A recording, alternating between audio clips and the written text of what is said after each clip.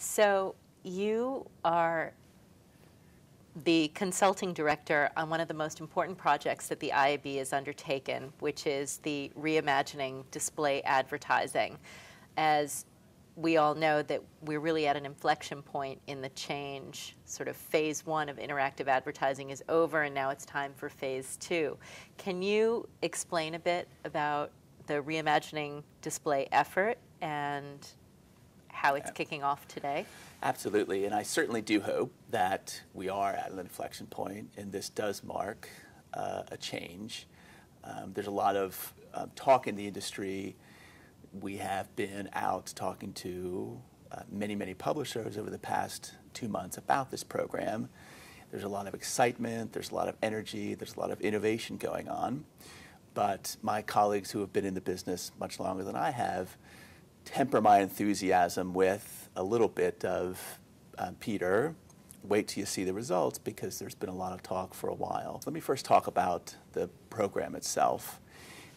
As you well know, the IAB has, for the past 14 years, looked back once a year at the ad units that are getting significant uptake and have given those the stamp of approval. They become IAB standard ads.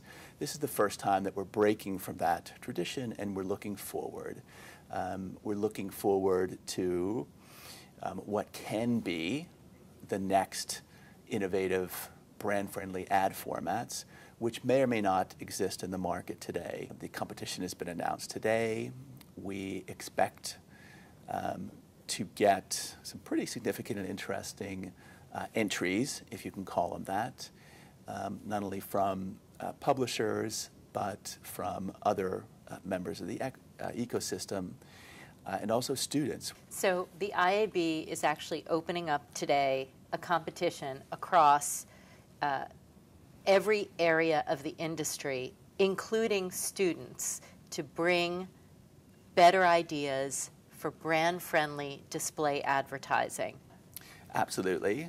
And one of the great things about this, as an example for the students, we've talked to some of the rich media vendors, and if a student's entry is good, then the rich media vendors will build it in partnership with the student, which is absolutely fantastic.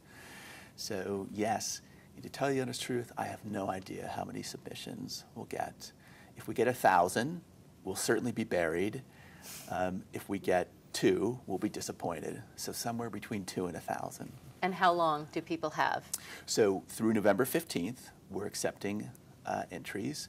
We will then do the judging, if you can call it that, the initial evaluation phase. Of the criteria, to see if it meets the 4 criteria. See if it meets the criteria by the end of the year. And early in the new year, we will choose some of these, and we're using the term rising stars. That will be then evaluated in market for business results and viewer results, consumer results. And our goal is by the end of 2011 to have new IAB standard ad units from this process. This is actually a very unique undertaking because it represents a generous partnership on the part of the entire industry, bringing, for example, it's not just a big idea that's behind a closed door, it's actually these ad units are going to be available for everyone and every media company to run once they've been anointed a rising star. So it's actually taking the very best, codifying it, and putting it out in the marketplace so everyone can take advantage of it. Is that? Obviously, we wouldn't have started this process unless there was broad acceptance. And we at the IAB have been out for the past 3 months talking to various players across the industry, and we've been really excited by the reaction that we've gotten. People said, finally, it's time that the industry came together and advanced the standard ad units.